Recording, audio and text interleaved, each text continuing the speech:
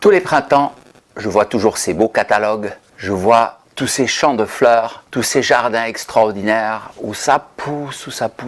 Et puis si jamais ça ne poussait pas, si jamais tout ce que tu fais, tout ce que tu sèmes, tout ce que tu plantes vient à crever, ou une partie vient à crever, alors qu'est-ce qui se passe? Tu désespères. Tu plantes un pommier, il crève, tu le replantes, il recrève. Au bout de la troisième fois, c'est la déprime. Eh bien, moi, ça m'est aussi arrivé. Et nous allons voir pourquoi, juste après le générique.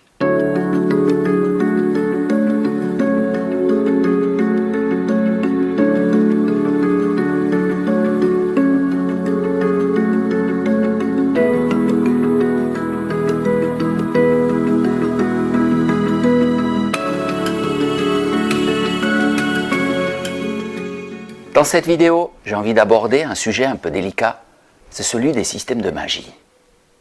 Alors bien sûr, on se dit, nous sommes au XXIe siècle, il n'y a plus de magie, ces trucs-là, ça ne se fait plus et tout.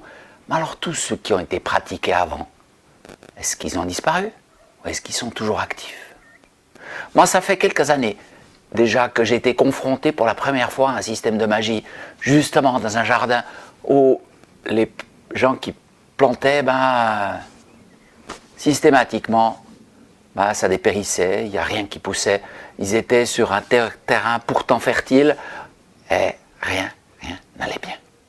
Quand j'ai dit aux personnes concernées, qui m'ont justement demandé de savoir ce que je pouvais faire en géobiologie, eh bien ils ont coupé tout contact avec moi. « Ah non, nous on n'a rien à faire avec la magie, ça ne nous concerne pas, on ne veut pas avoir affaire. » Ok, d'accord, à chacun son choix. Et j'ai jamais pensé qu'un jour j'y serais confronté de manière aussi directe et puis que je serais amené à devoir trouver des solutions. J'ai fait pousser plein de plantes quand j'ai habité en Suisse, à plusieurs endroits, et puis j'ai jamais eu de problème avec les systèmes de magie. Ça ne veut pas dire qu'il n'y a pas de système de magie en Suisse, c'est pas vrai. Il y a des cantons, des régions de la Suisse, on sait très bien que les gens se jetaient des sorts, on le sait, la tradition l'atteste. Mais ici en France, c'est pire. Il y a encore un bouquin récemment, une étude, un doctorat sur les pratiques de magie dans le bacage vendéen. Ce livre a croisé mon chemin et j'étais stupéfait de voir à quel point il y avait une méfiance, une pensée, mais primitive, qui circulait les uns par rapport à les autres. On se jalousait. De quelle manière cette pensée de jalousie vit-elle encore? Ou est-ce que vraiment on a passé un peu plus loin pour se souhaiter mutuellement la prospérité? J'ai des doutes. Mais bon, chacun, il va par ce qu'il a vu, ce qu'il connaît. Moi, j'ai discuté avec pas mal de personnes sur l'idée de la prospérité. Est-ce que je vois quand même que la prospérité, ou de savoir que bien gagner de l'argent, est mal vu en France. Donc, on se fait des sales coups. Puis une fois que quelqu'un a ramassé un sale coup, eh bien, on fait de la contre-magie. C'est-à-dire, on va consulter quelqu'un qui va lever, entre guillemets, mettre un autre système par-dessus. Et ça fait des sandwichs. On va encore parler tout à l'heure. Moi, je suis tombé ici, j'ai déménagé en France il y a 8 ans, et puis j'ai essayé de faire pousser mes graines comme je l'ai fait en Suisse. Eh bien, rien qui pousse, rien qui poussait. Des fois, les graines n'ont même pas germé. Puis des fois, j'ai eu des pousses de 2 cm ou 3 cm, où j'ai des endroits de mon jardin où ça pousse et d'autres endroits où ça reste désespérément aride. Et ça m'a obligé, quelque part, d'arriver à une compréhension de la manière dont sont faits les systèmes de magie, de la manière dont les systèmes sont générés, la manière dont ils sont entretenus et de la manière dont on peut les lever. Et c'est surtout ça qui m'a beaucoup intéressé. Comment les repérer et comment les lever.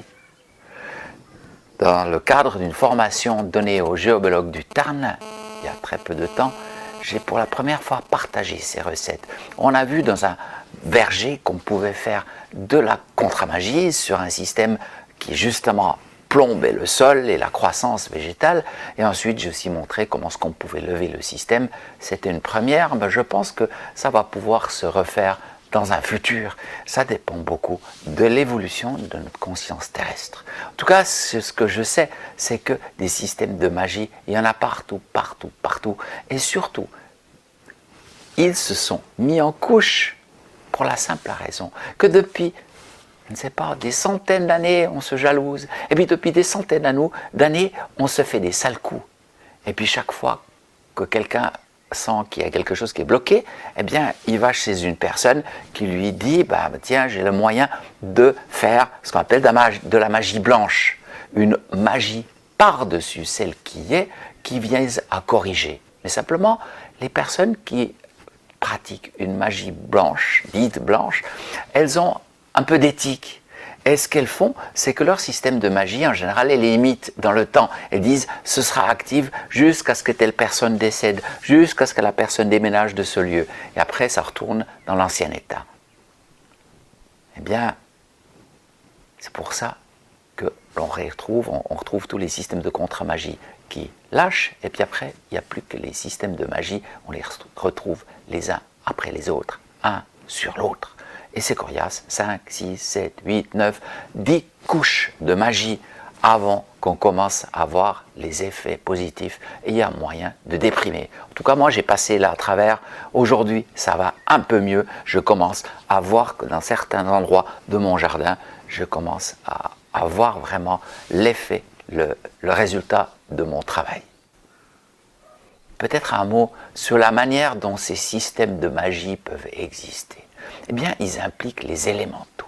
Les êtres élémentaires sont absolument indispensables à la fertilité. Ils interviennent à tous les niveaux, au moment de la germination, au moment de la poussée, au moment de la floraison, au moment du fruit. Ils sont là parce que sans eux, notre monde, c'est parfaitement stérile. Or, ce que la magie vient à faire, c'est qu'elle vise à pervertir les élémentaux qui normalement sont là pour favoriser la fécondité, et quand ils sont pervertis, eh bien, ils sont amenés à bloquer les processus de la croissance. Et ça, d'une manière puissante. Pour arriver, entre guillemets, à dépervertir, c'est-à-dire amener les élémentaux à fonctionner de nouveau à la normale, eh bien, il y a un peu de connaissance. Et cette connaissance, je vais la diffuser dans les formations sur la bioénergétique des végétaux. Donc, si ce sujet t'intéresse, eh bien, la première chose, eh bien, tu mets un like sur ma vidéo. Tu peux voir mon channel, il y a encore plein d'autres vidéos sur le sujet. Dans les commentaires aussi, signale-moi que ce sujet t'intéresse. Tu peux me contacter. Je suis vraiment prêt pour partager ces informations de manière plus ample, parce que je suis certain que ça concerne tellement de personnes, tellement de jardins, tellement de potagers, tellement de lieux qui devraient être dans la luxuriance végétale plutôt que dans la pauvreté aride. Merci de ton attention.